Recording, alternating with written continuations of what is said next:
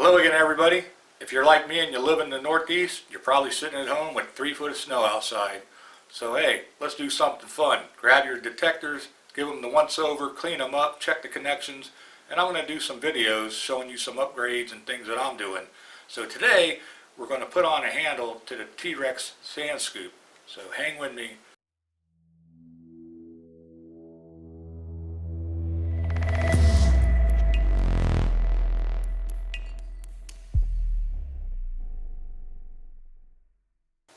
Wintertime is a great time to do projects for your metal detectors. Check them all out, make sure they're in good shape, get them ready for the next season.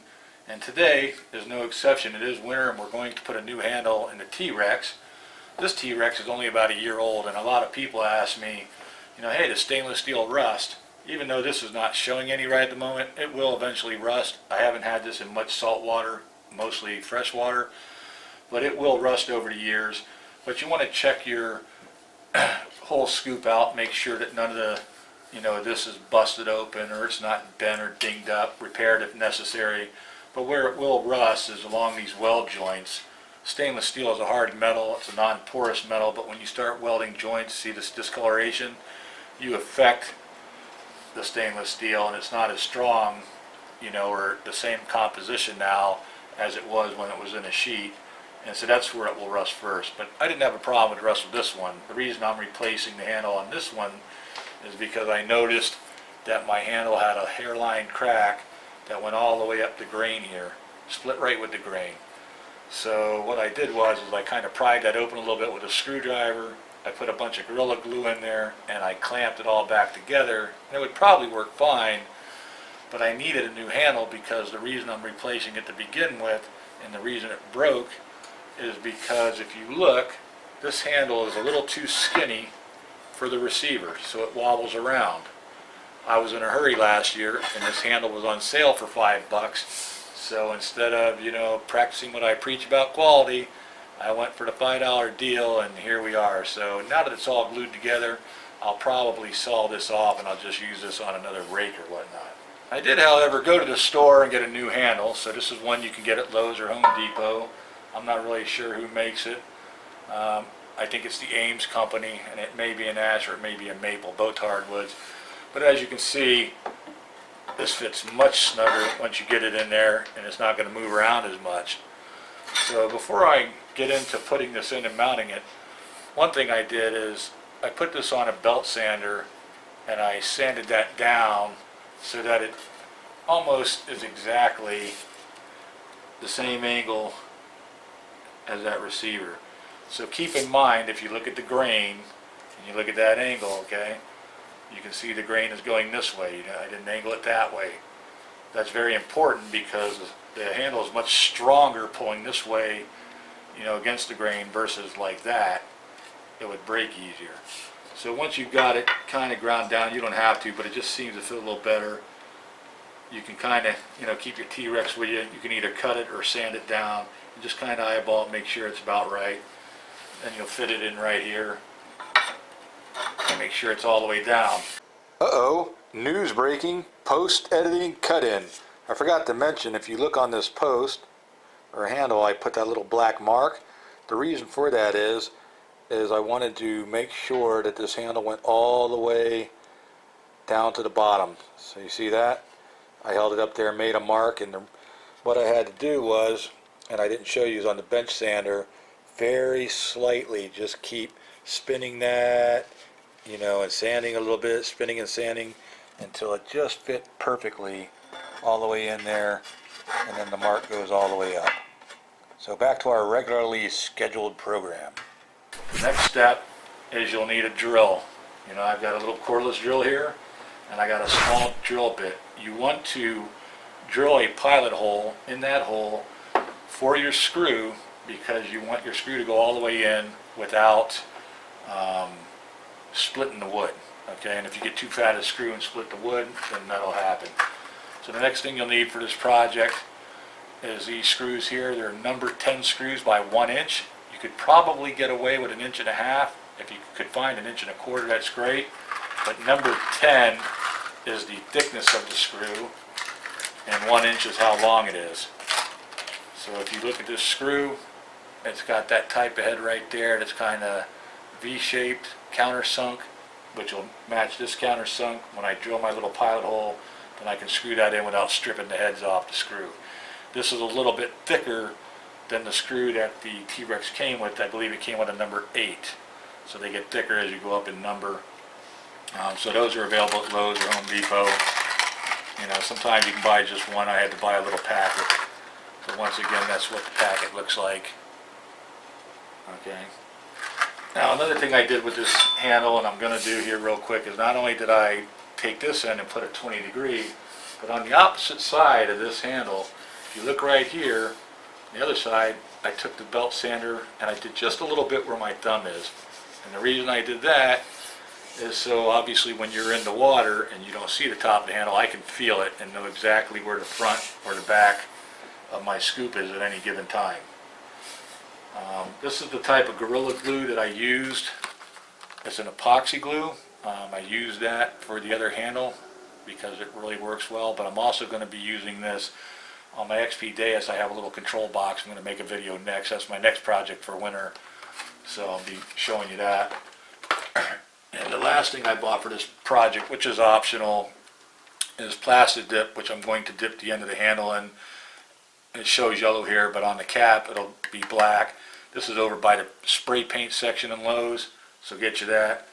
And the reason I'm doing that is you don't have to use plasti dip, but wherever you ground this down, I want to put the plasti dip on this side, and then on this side I'm going to put some water Thompson seal or something like that, just to help the wood a little bit be sealed a little bit more. You know, bear in mind some people put petroleum jelly in here before they stick this down. I don't know how much that helps, to be quite honest with you. The reason you always use a wood or a fiberglass handle in here is if you have to, you know, it gets forced in there and there's a lot of sand or dirt or junk like that.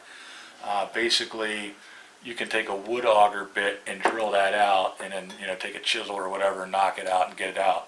If you try to use a metal handle in here, it's going to rust and corrode and you will never get it out. So don't use metal handles. Either use a wood or a really nice fiberglass. And to be honest with you, this handle at Lowe's, this thing ran like 10 bucks or 11 bucks, something stupid like that. I can buy a whole shovel with a handle for about 8 bucks. You know, I think it was like $3, maybe even $4 cheaper. But then you got to take the handle off, so, or the shovel end off. So you have a counter screw here, and then of course in the back you have another one on that side if you want to put in 2. So, or you can put a drill all the way through because they're lined up. You can drill a bigger hole all the way through and use a nut and bolt and 2 washers. That's the other option. So for today, we're just going to use the screws. So, all right, I'm back. I found some bits for my drill. I just want to show you, remind you once again, we're using a number 10 stainless steel Phillips. Get those at Lowe's. And pull one of these out. Now what you want to do is you want to make sure that your Phillips head driver fits snug in there. There's different sizes. And you want to get the biggest one that'll fit comfortably in there, like this one. Actually, you'll hold it on there like that. Because if you use a small one, then you're going to wind up stripping this head out. Okay? If you only have a small one, I used a 1/8 inch drill bit to drill this hole. If you had to, you could put that drill bit in there and waller it just a little bit. But in any event, if you're using a smaller head, take your time drilling the screw in, you know, because if it does strip the head, you want to be able to back it out with pliers, and then you can waller the hole out just small. And since you bought a 5-pack or whatever, you can go ahead and give it another shot. So let me put this drill bit in here. We'll put the screw in, and since it's a countersunk screw, and if your hole is drilled properly, it should go right in there and look nice. Oh, always make sure before I do that this is up and your hole is centered, that's flush, so that you don't mess it up.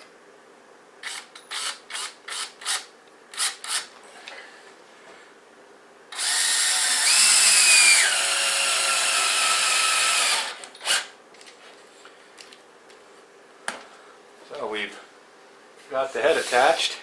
Like I said, it's on there tight, it's not going anywhere.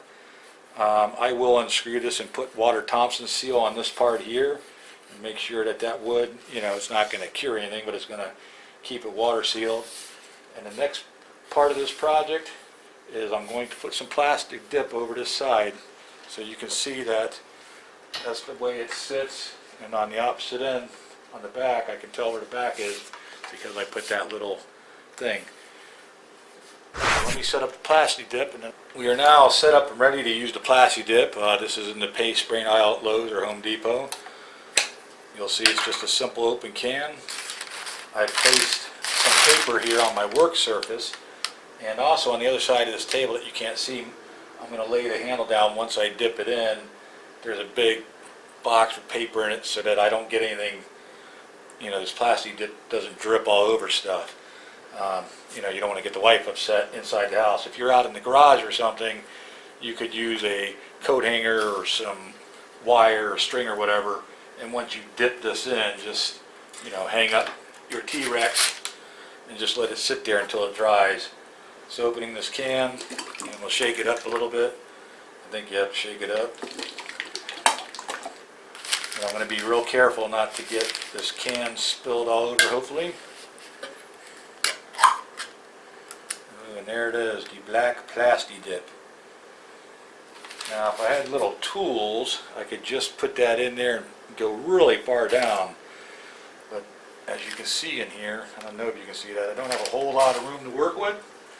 So I'm only going to dip a little bit here until it comes all the way up to the top without spilling.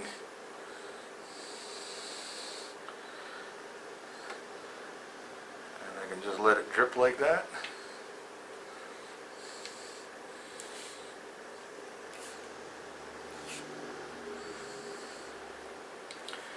I'm just going to hold it here for a little bit until it drips. After holding up the T-Rex for a little while over here, everything has dripped off the bottom of that handle.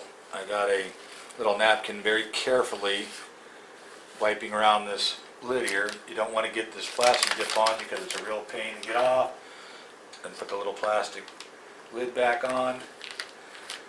They make this in a spray as well, so if you were outside or I was outside, you could actually, you know, spray it and put a couple coats on. You'd put some tape or something. But I find this is the easiest.